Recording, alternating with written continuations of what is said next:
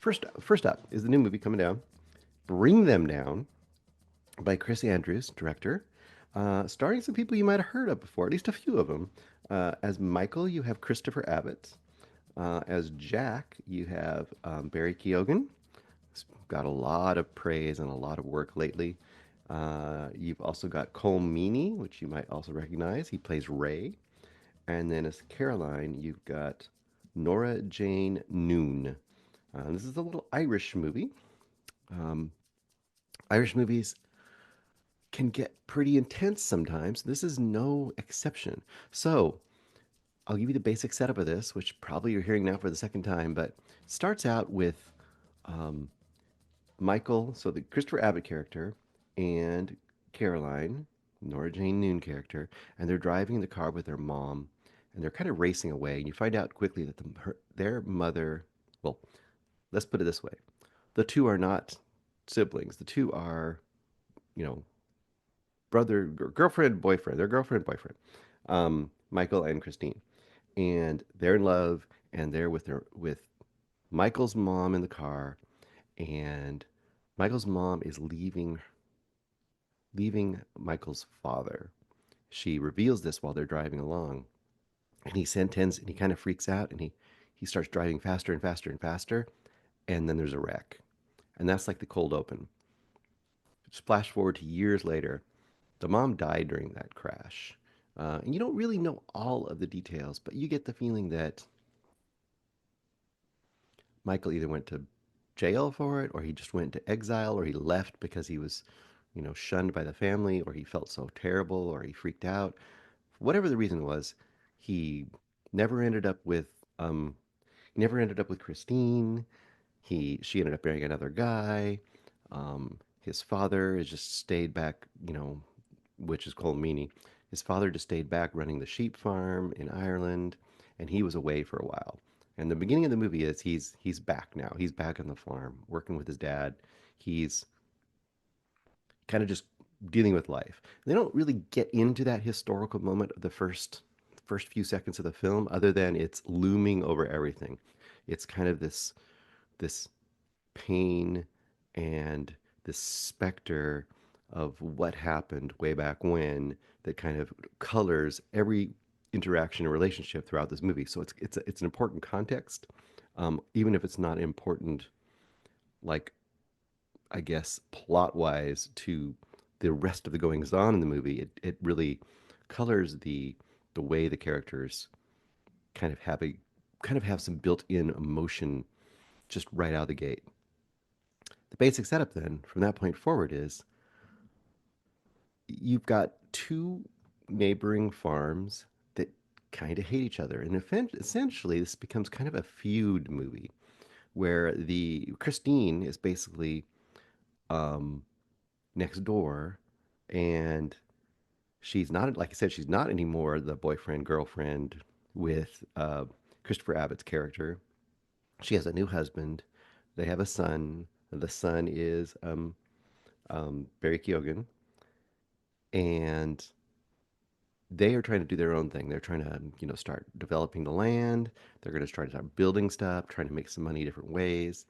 Meanwhile, Colm Meaney and Christopher Abbott are just kind of making do as sheep farmers.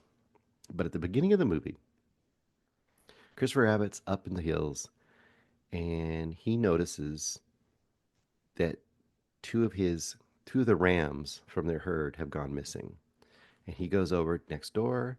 He sees Christine there. There's a very awkward, tense, kind of momentary conversation with them, kind of like two long lost lovers who have seen each other, but they lost it. The time is gone, but you still feel there's that tension and there's that like what could have been between them.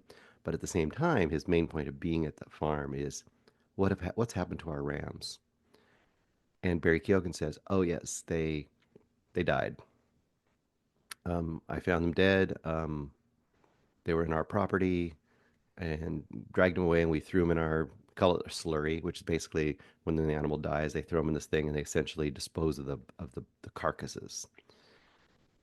Lo and behold, later on, and this is the last spoiler I'll give. Lo and behold, later on, at a uh, market for sheep and rams and so on, Michael Abbott's there, so is Barry Keoghan and the other family, they're there. And the Barry Keoghan's family is selling the Rams that are Michael Abbott's dad's Rams. And that is a problem. And so goes forth escalating tensions, just simmering, seething tensions between these two. And and if this works for you, which it does work for me, it's about these seemingly small decisions that are made out of spite and anger and pettiness from neighbors, and how those will breed another escalation, which will breed back another escalation, breed back another escalation, and how they just keep mounting and mounting until things just become, well, let's just guess. You can guess. They might become pretty extreme. I'm not going to say exactly what happens. That alone is a pretty interesting movie. And in a lot of ways, I was saying too, and this is kind of a cliche to say this, but I think it's really true here. It's modern day times. This is not some old timey Irish folk tale, but it plays out a lot like a Western.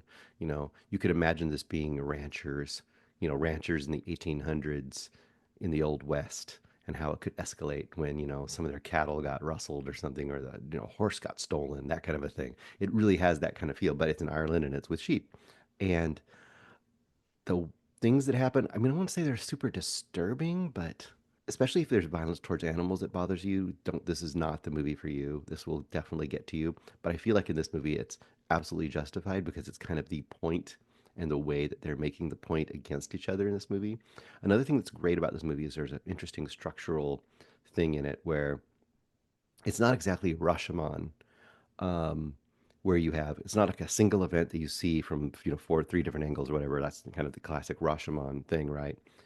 But it's similar to that in the sense of it's like one of those movies where you go to a certain point in the movie and then you backtrack and you go back to that other point in the movie from the other side.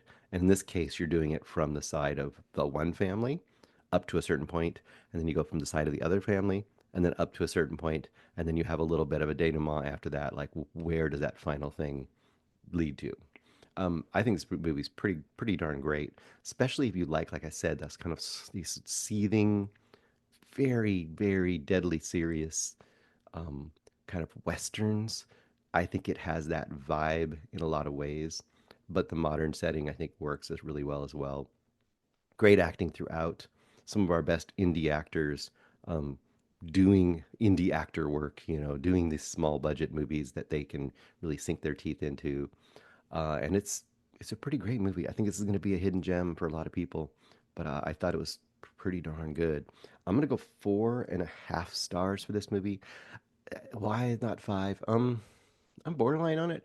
I think the only thing that leaves it from being from a five to me is that the ending does feel a slight, I'm talking very slight, a very slight letdown. Like, I feel like things get to such an extreme level of tension in this movie, you kind of almost expect there to be more of a big, bravura ending. I kind of appreciate they did not do that. And I think what they did in the movie is absolutely or it's absolutely works for the narrative that you're being shown. It works for the characters, so it's not like it's inappropriate. It's just that you've kind of felt like you were leading to something even bigger. But that's a very minor quibble for a very really good movie. One that, like I said, I think it's going to just get lost. I think Greg mentioned, I didn't look at the Rotten Tomatoes. I think he mentioned that the audience score was really low, but the critic score was pretty high. I can kind of get that in the sense that you got to be in a mood for a movie like this. This is not a crowd pleaser type of movie. This is a pretty dour movie. And if you're not down for that, this might not be, your cup of tea. And for the average kind of broad audience, this may be not the kind of thing that they're looking for in their entertainment. Although if you are, like I said, if you're into like indie dramas or small movies that have some real punch and really good care taken with them, this is a great movie. Hey guys, thanks so much for watching this video. For more movie and television reviews and interviews, please subscribe to my Deepest Dream channel, like, comment, share, subscribe. And as always, thanks so much for your support. Take care.